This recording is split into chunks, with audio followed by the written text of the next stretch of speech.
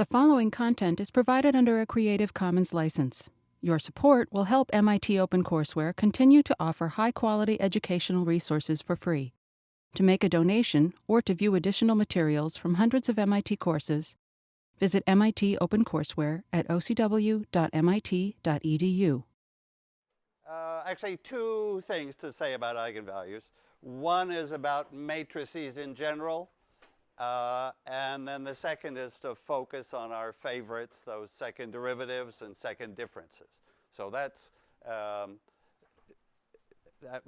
there's a lot to say about eigenvalues, but then we'll have the main ideas.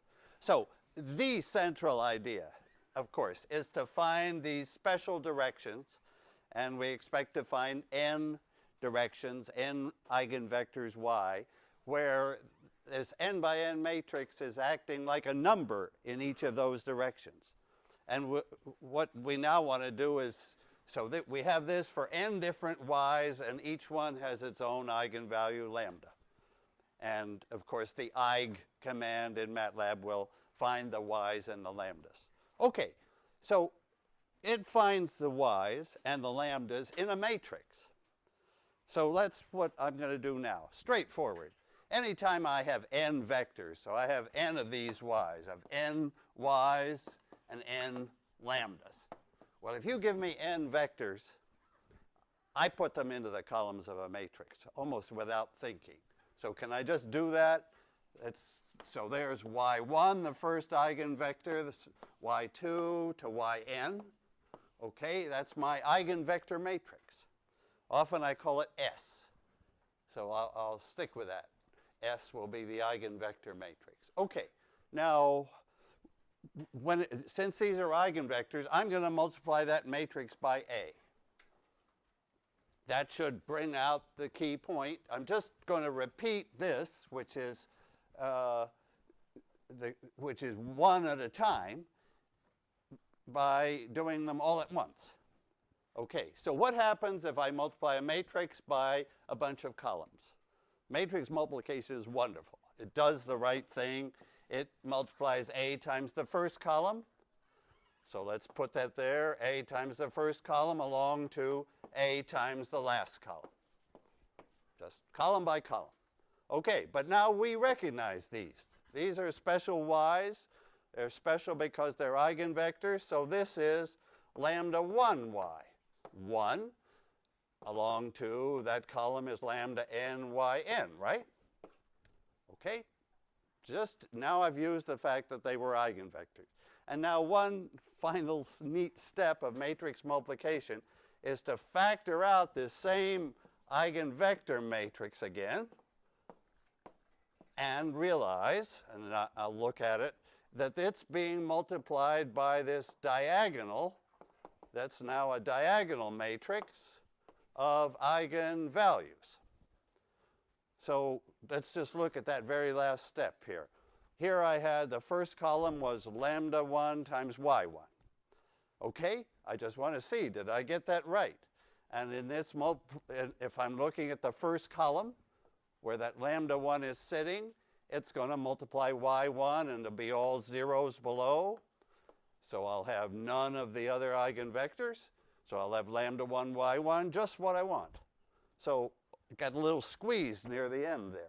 But so let me write above, the result is just A times this eigenvector matrix that I'm going to call S equals what?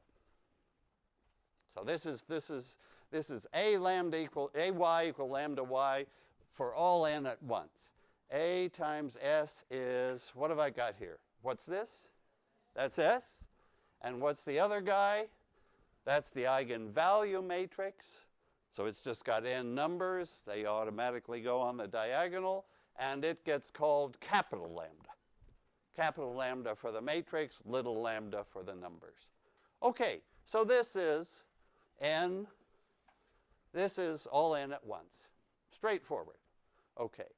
And I can, now I'm going to assume that I've got that these n eigenvectors, that I've been able to find n independent directions. And almost always you can for every symmetric matrix, you automatically can. So these y's are independent directions. If those are the columns of a matrix, yeah, here's a key question about matrices. What can I say about this matrix S if its n columns are independent? Whatever that, we haven't focused in careful detail, but we have an idea. That means, sort of, none of them are combinations of the others. We really have n separate directions. Then that matrix is invertible. It's a matrix that's got n columns independent. That's what we're hoping for. That matrix has an inverse. We can produce, well, it's all the good facts about matrices. This is a square matrix. So I can invert it, if you like, and I can write A as S lambda. I'm multiplying on the right by this S inverse. And there I have the diagonalization of a matrix. The matrix has been diagonalized. And what does that mean? Well, this is, of course, the diagonal that we're headed for. And what it means is that if I look at my matrix and I pay attention to separate out the different eigen directions, I could say, that the matrix in those directions is just this diagonal matrix. So that's a short way of saying it. Okay, so that's what you would, let me just carry one step further. And what would A squared be? Well, now that I have it in this cool form, S lambda S inverse, I would multiply two of those together. And what would I learn? If I do that multiplication, what comes out? First an S from here, and then what? Lambda squared. Why lambda squared? Because in the middle is the SS inverse that's giving the identity matrix. So then the lambda multiplies the lambda, and now here's S inverse. Well, A squared is S lambda squared S inverse. What does that tell me in words? That tells me that the eigenvectors of A squared are the same as for A. And it tells me that the eigenvalues of A squared are the squares of. So I could do this, maybe I did it before, one at a time. AY equal lambda y, multiply again by A squared y is lambda AY, but AY is lambda y, so I'm up to lambda squared y. It's just, you should just see that when you've got these directions, then your matrix is really simple. Effectively, it's a diagonal matrix in these good directions.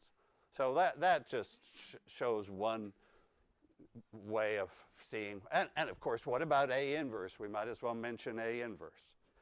Suppose A is invertible. Then what do I learn about A inverse? Can I just invert that? Suppose I take that. I'm just playing with that formula, so you'll kind of like get handy with it. What would the inverse be if I have three things in a row multiplied together? What's the inverse? So I'm going to take the inverses in the opposite order, right? So the inverse of that will come first. So what's that? Just S. The lambda in the middle gets inverted, and then the S at the left, its inverse comes at the right. Well, what do I learn from that? I learned that the eigenvector matrix for A inverse is same thing again, same. Let me put just same. What's the eigenvalue matrix for A inverse? It's the inverse of this guy, so what does it look like? It's got 1 over lambdas. That's all it says. So the eigenvalues for A inverse are just 1 over the eigenvalues for A. I mean, if that is so, and it can't be difficult, we could prove it sort of like one at a time. how would I get from this? This is my starting point always. How would I get to A inverse now and recover this fact that the eigenvalues are for the inverse are just turn them up. If A has an eigenvalue 7, A inverse will have an eigenvalue 1/7. And let's just, what do I do? Usually multiply both sides by something sensible, right? That's, what shall I multiply both sides by? A inverse sounds like a good idea, right? A inverse is, so I'm multiplying both sides by A inverse, so that just leaves y, and here's that number, and here's A inverse times y. Well, maybe I should do one more thing. What else shall I do? Divide by lambda. Take that number lambda and put it over here as 1 over lambda. Well, just exactly what we were looking for. The same y has A inverse as the same y as an eigenvector of A inverse, and the eigenvalue is 1 over lambda. Oh, and of course, I should have said, before I inverted anything, what should I have said about the lambdas? Not 0, right? A 0 eigenvalue is a signal the matrix isn't invertible. So that's perfect test. If the matrix is invertible, all its eigenvalues are not 0. If it's singular, it's got a 0 eigenvalue. If a matrix is singular, then AY would be 0y there'd be a vector that matrix kills. If A is not invertible, there's a reason for it. It's because it takes some vector to 0, and of course you can't bring it back to life. So lambda equals, so I just put that up here. Lambda equals 0 would tell me I have a singular matrix. All lambda not equal 0 would tell me I have an invertible matrix. Okay. So these are straightforward facts. It's taken down in this row, and it's just really handy to have up here. Okay. Well, now I'm ready to move toward the specific matrices, our favorites. Now, those are symmetric. So maybe before I leave this picture, we better recall what is special when the matrix is symmetric. So that's going to be the next thing. So if A is symmetric, I get some extra good things. So let me take, instead of A, I'll use K. So that'll be my letter for the best matrices. So symmetric. Okay. So now what's the deal with symmetric matrices? The eigenvalues, the lambdas, I'll just call them the lambdas and the y's. The lambdas are, do you remember from last time, if I have a symmetric matrix, the eigenvalues are all, anybody remember? They're all real numbers. You can never run into complex eigenvalues if you start with a symmetric matrix. We didn't prove that, but it's just a few steps like those. And what about, most important, what about the y's, the eigenvectors? They are, or can be chosen to be, or whatever. Anybody remember that fact? So these are like the golden facts. Every sort of bunch of matrices reveals itself through what its eigenvalues are like and what its eigenvectors are like. And the most important class is symmetric, and that reveals itself through real eigenvalues and orthogonal. Good. Orthogonal eigenvectors. Orthogonal. And in fact, since I'm an eigenvector, I can adjust its length as I like, right? If y is an eigenvector, 11y is an eigenvector, because I would just multiply both sides by 11. That whole line of eigenvectors is getting stretched by lambda. So what I want to do is make them unit vectors. MATLAB will automatically produce, if Eig would automatically give you vectors that have been normalized to unity. In other words, what does that, let me put down, yeah, here's something good. So what does orthogonal mean? That means that one of them, the dot product of one of them with another one is, now that's not I didn't do the dot product yet. What symbol do I have to write on the left-hand side well, you could say just put a dot, of course.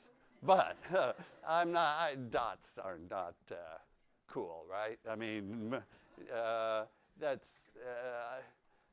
so maybe I should say inner product. That's the more kind of upper class word. But I want to use transpose. Yeah.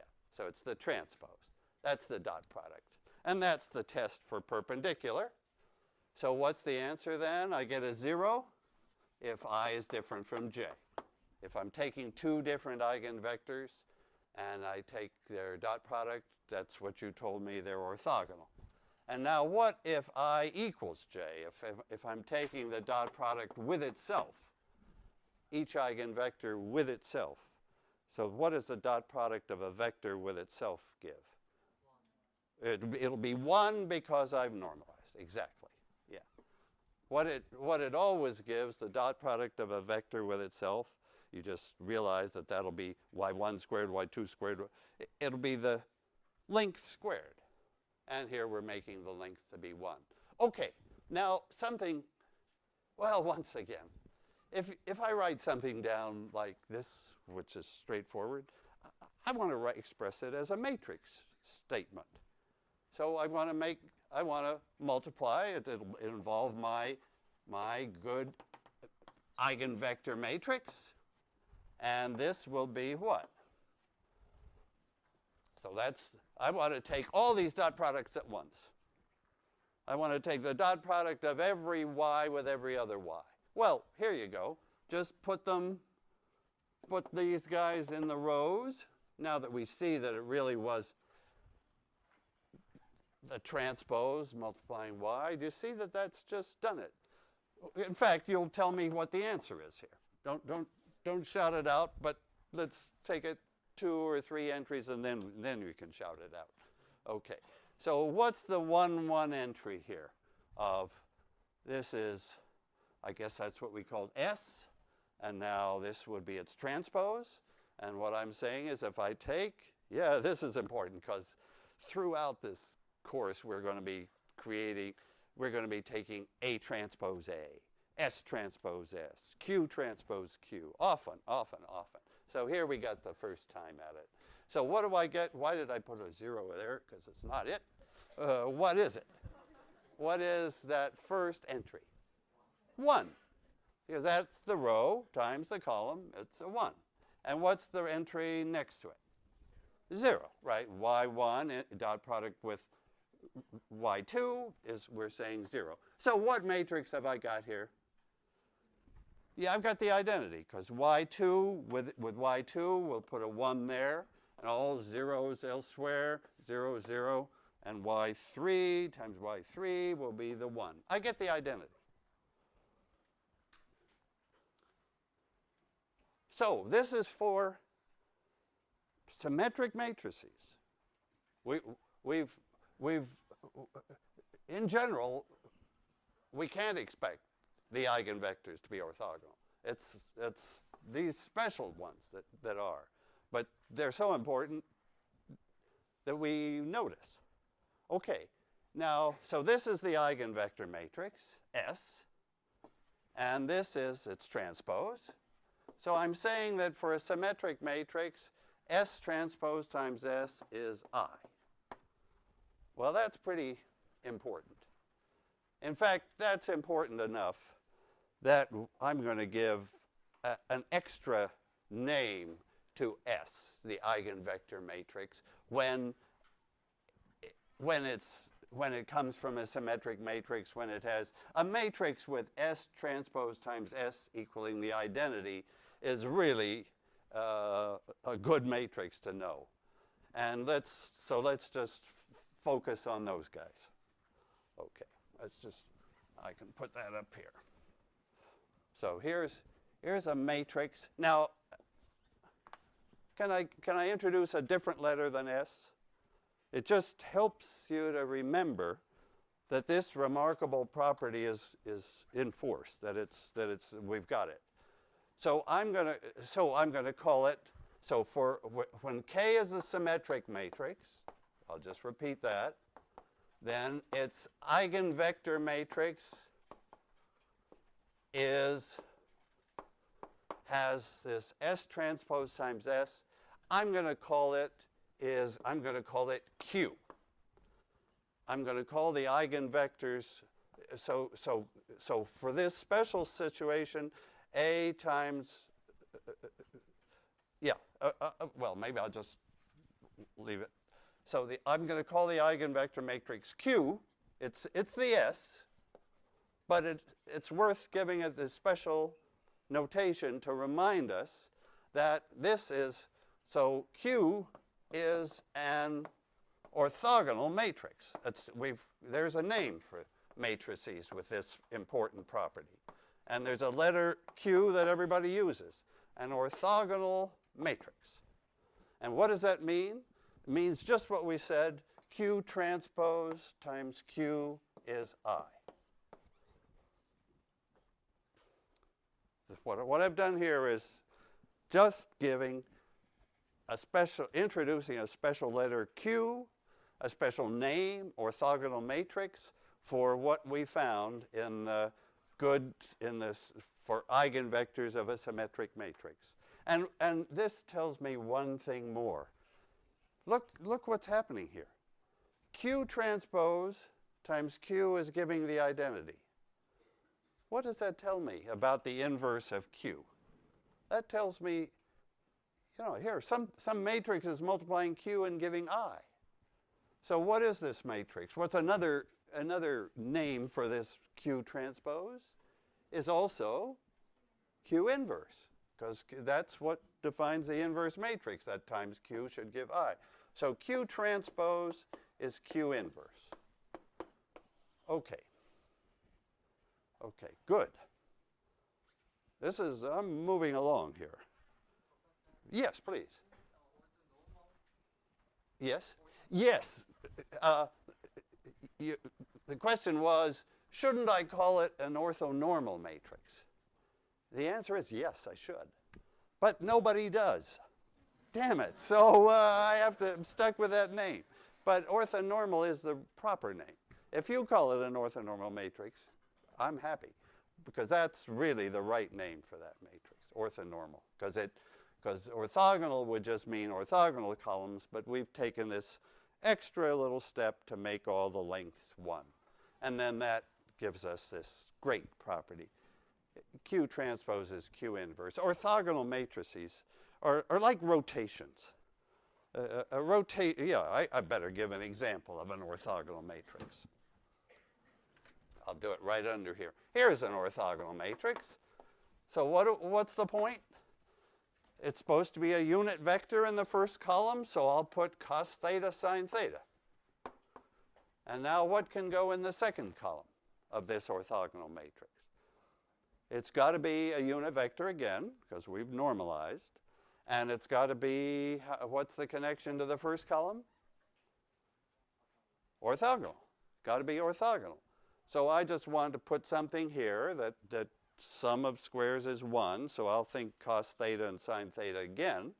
But then I've got to flip them a little to make it orthogonal to this. So if I put minus sine theta there and plus cos theta there, that certainly has length 1. Good.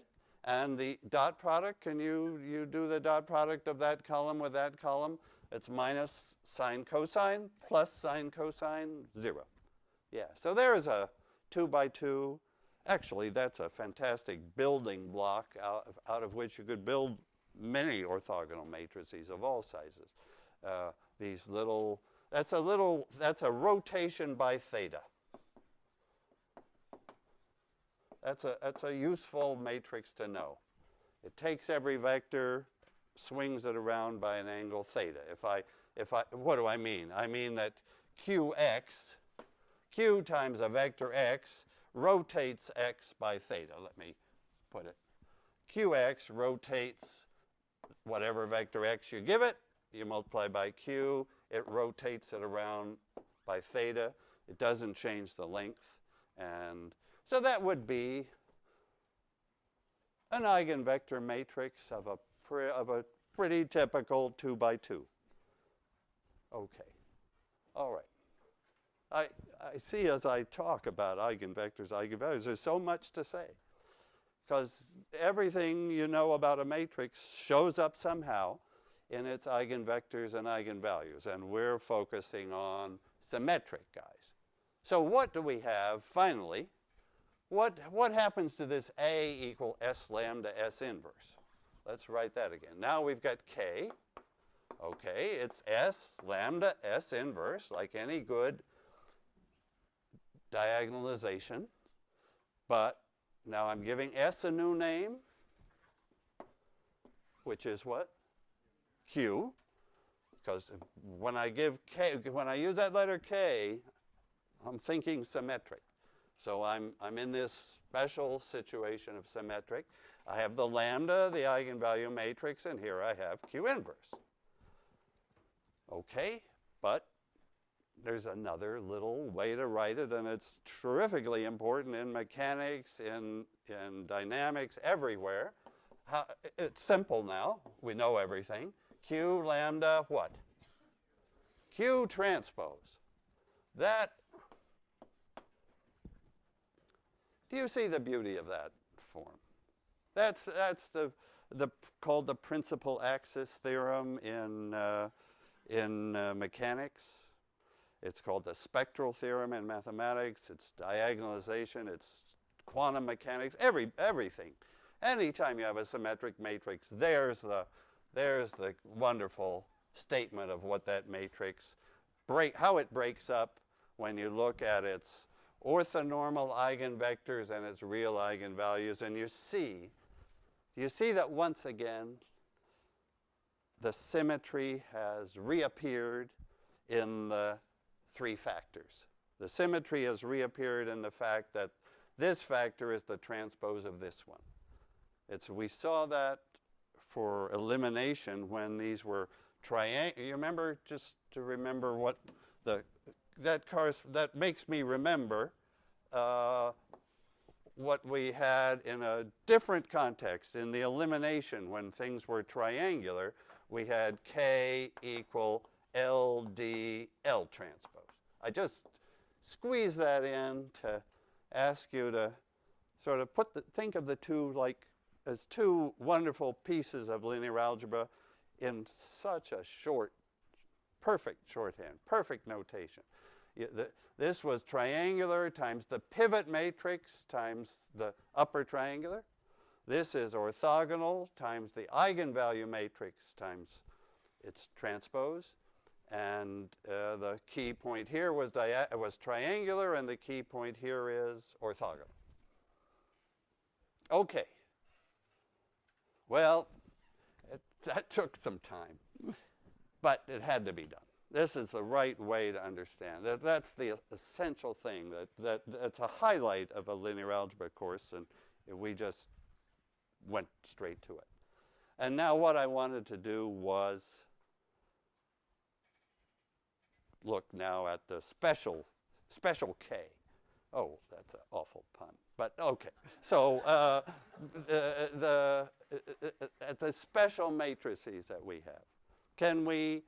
So those are n by n, and as I said last time, usually it's not very likely that we find all the eigenvalues and eigenvectors of this family of bigger and bigger matrices. Of course, you're all remembering.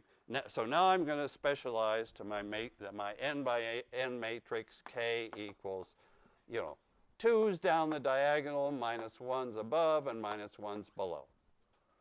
Okay. What are the eigenvalues of that matrix, and what are the eigenvectors? All right. How to tackle that?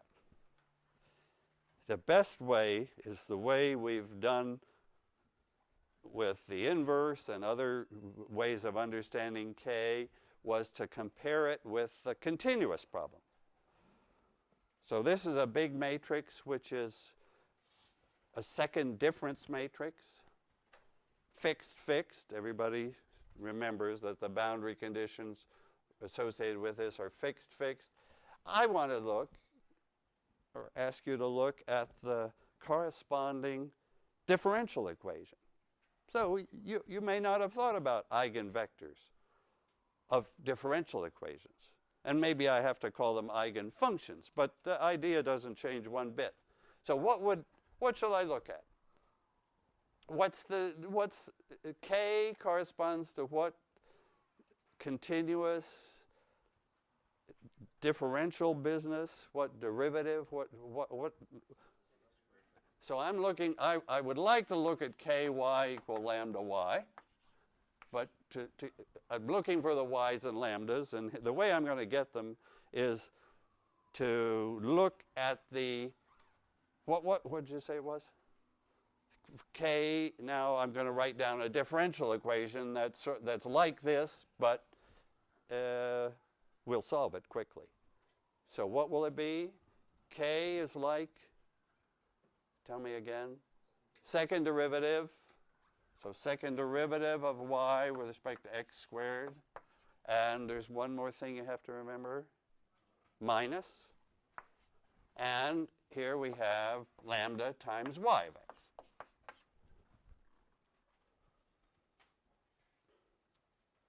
That's an eigenvalue and an eigenfunction that we're looking at for this differential equation.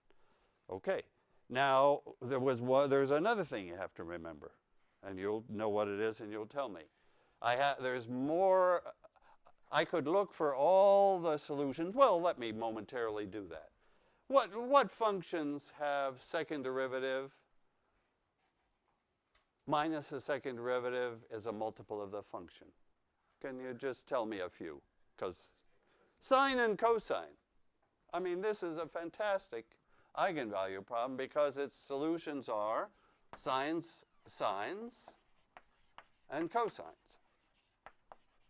And of course, we could combine them into exponentials. So we could have, say, sine omega x, or cos omega x, or we could combine those into e to the I omega x, would be a combination of those, or e to the minus I omega x.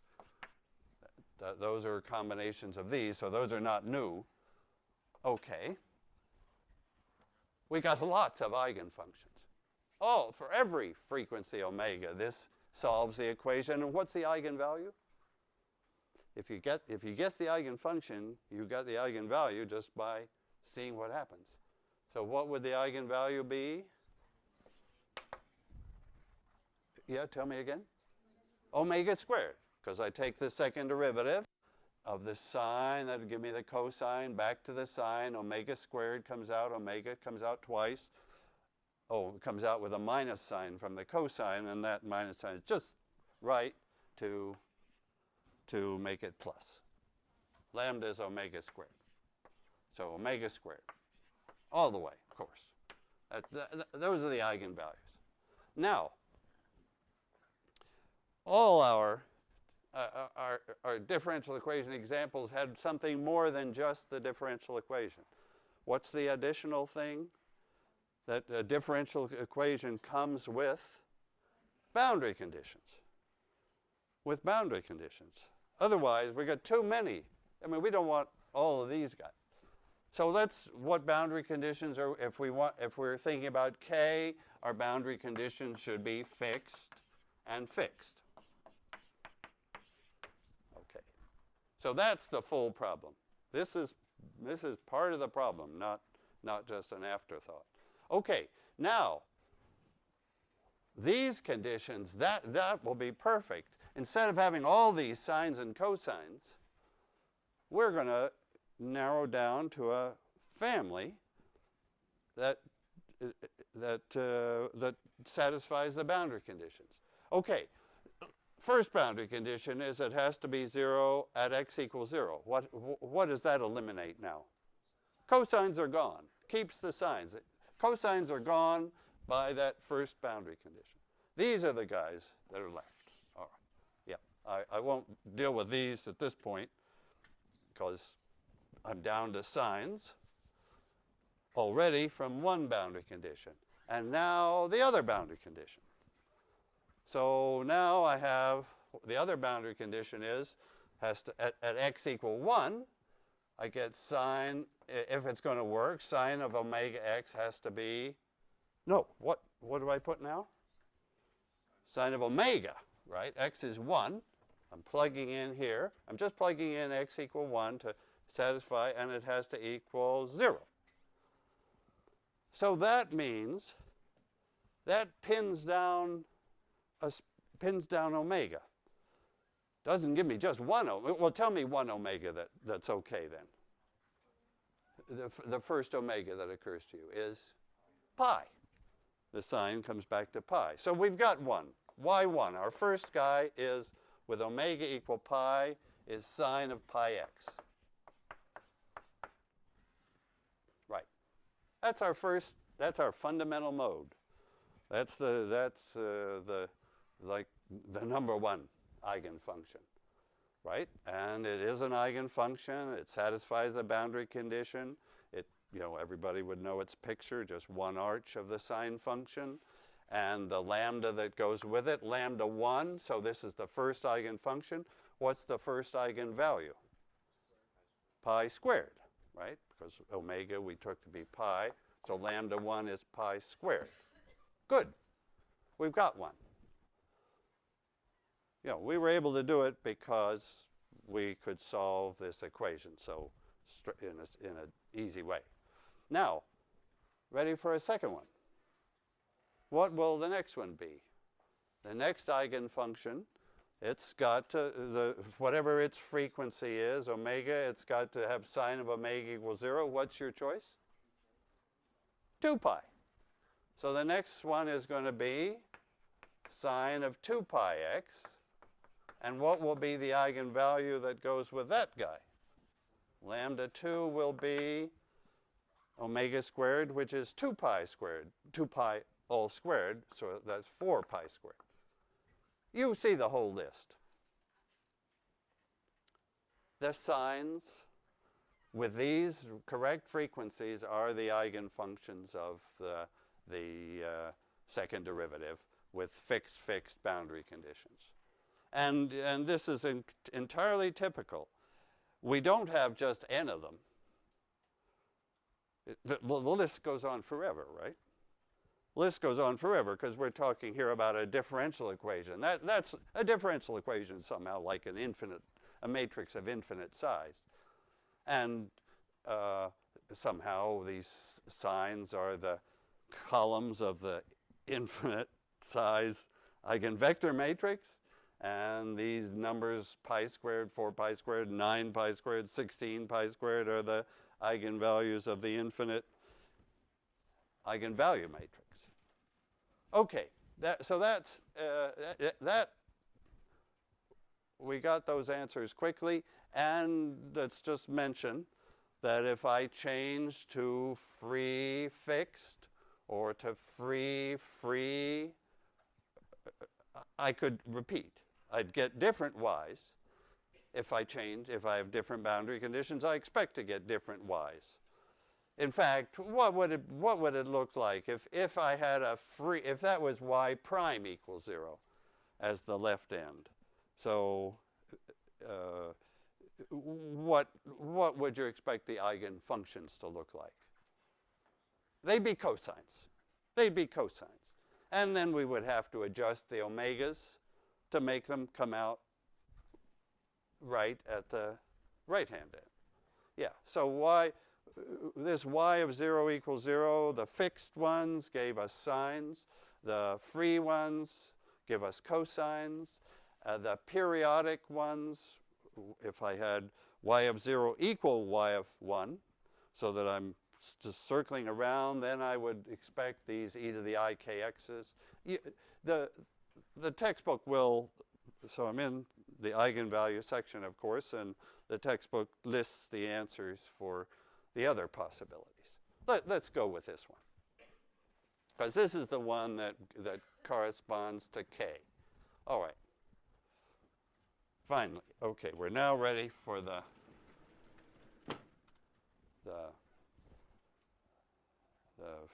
final moment, and it is, can we guess the eigenvectors for the matrix? Now I'm going back to the matrix question. And as I say, normally the answer is no. Who could guess? But you can always hope. You can try. And so what will I try? I'll try, here, let me draw sine x, sine pi x. And let me remember that my matrix K was a finite difference matrix. It came from, let's make it 4 by 4. 1, 2, 3, 4, let's say.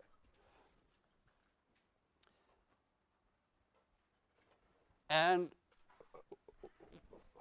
what would be the best I could hope for the eigenvector? The first eigenvector, I'm hoping that the first eigenvector of K is very, very like the first eigenfunction in the differential equation, which was this sine pi x. So that's sine pi x. Well, what do you hope for?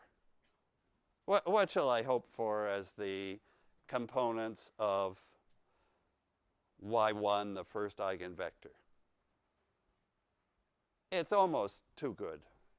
And as far as I know, basically it only happens with these sines and cosine example. These heights, I just pick these, what I might call samples of the thing.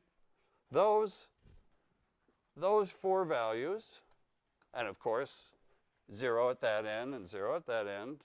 So because K, the matrix K is building in the fixed. These 4 heights, these 4 numbers, those 4 signs. In other words, what I hope is that for ky equal lambda y, I hope that y1, the first eigenvector, is, it'll be sine pi x, but now what is x? So this is x here, from 0 to 1. So what's x there, there, there, and there? Instead of sine pi x, the whole curve, I'm picking out those 4 samples. So it'll be it'll be the sine of, what will it be here? Pi divided by n plus 1, which in my picture would be, we'll make it completely explicit, 5. It's 1/5 the way along. Maybe I should make these y's into column vectors since we're thinking of them as columns. So here's y1. Sine pi over 5, sine 2 pi over 5, sine 3 pi over 5, sine 4 pi over 5. That's the first eigenvector. And it works. And you could tell me you could guess now the general one. Oh, well, when I say it works, I haven't checked that it works. I'll better do that. But the essential point is that it works. Okay. Yeah. I may not even do it today. Okay. So in fact, tell me the second eigenvector. Oh, tell me the second eigenfunction over here. What's the second eigenfunction? Let me draw it with this green chalk. So I'm going to draw y2. And now what does y2 look like? Sine 2 pi x. What's the new picture here? It goes up. What does it do? By here it's got back. Oh no. Damn. Okay. I would have been better with 3 points in the middle, but it's correct. It comes down here, right? That's sine 2 pi x. That's halfway along. Ah. Oh, now, okay. Huh. Yes, and I'll finish this guy. This will be sine of 2 pi over 5, sine of 4 pi over 5, say I'm sampling this same thing. I'm sampling 2 pi x at those same points, sine of 6 pi over 5 and sine of 8 pi over 5.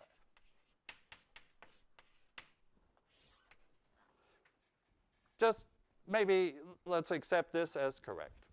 It really works. It's the next eigenvector. And then there's a third one, and then there's a fourth one. And how many are there? N, usually. And in my case, what is n in the picture I've drawn? N is, here is 4. 1, 2, 3, 4. N is 4 in that picture. And that means that I'm dividing by n plus 1, because this is the same as, that's really sine of pi h. You remember I used h as the step size? So h is 1/5, 1 over n plus 1, 1/5. Yeah. So it's sine pi h, sine 2 pi h, 4 pi h, 3 pi h, 4 pi h. Here's 2, sine 2 pi h, sine 4 pi h, sine 6 pi h, sine 8 pi h. Okay. So I have 2 things to do. One is to remember, what is the remarkable property of these y's? So there's a y that we've guessed. Right now you're taking my word for it that it is the eigenvector, and this is the next one. I copied them out of those functions. And just remind me, what is it that I'm claiming to be true about y1 and y2? They are orthogonal. They're orthogonal. Well, okay, to check that I'd have to do some trig stuff. But what I was going to do was come over here and say, this was a symmetric differential equation. We found its eigenfunctions. What do you think's up with those? Those are orthogonal too. So this would be a key fact in any sort of advanced applied math, is that the sine function is orthogonal to the sine 2x. That function is orthogonal to this one. And actually, that's what makes the whole world of Fourier series work. So that was really a wonderful fact, that this is orthogonal to this. Now you may quite reasonably ask, what do I mean by that? What does it mean for 2 functions to be orthogonal? Why don't we just, as long as we're getting all these parallels, let's get that one too. I claim that this function, which is this, is orthogonal to this function. Okay, what does that mean? What should these functions, could I write dot or transpose or something? But now I'm doing it for functions. I just want you to see the complete analogy. So for vectors, what did I do? If I take a dot product, I multiply the first component times the first component, second component times the second, so on and so on. Now, what will I do for functions? I multiply sine pi x times sine 2 pi x at each x. Of course, I've got a whole range of x's, and then what do? I integrate. I can't add, I integrate instead. So so I integrate one function, sine pi x, against the other function, sine 2 pi x dx, and I integrate from 0 to 1, and the answer comes out 0. The answer comes out 0. The sine functions are orthogonal. The sines are orthogonal functions. The sine vectors are orthogonal vectors. I normalize to length 1, and they go right into my Q. So if I did that times that dot product would turn out to be 0. If I had been a little less ambitious and taken n to be 2 or 3 or something, we would have seen it completely. But maybe doing with 4 is okay. Well, so great lecture except for that. Didn't get there. Okay, so next, so Wednesday's lecture is sort of the bringing all these pieces together, positive eigenvalues, positive pivots, positive definite. So come on Wednesday, please. Come Wednesday. Okay, and Wednesday afternoon I'll have the review session as usual.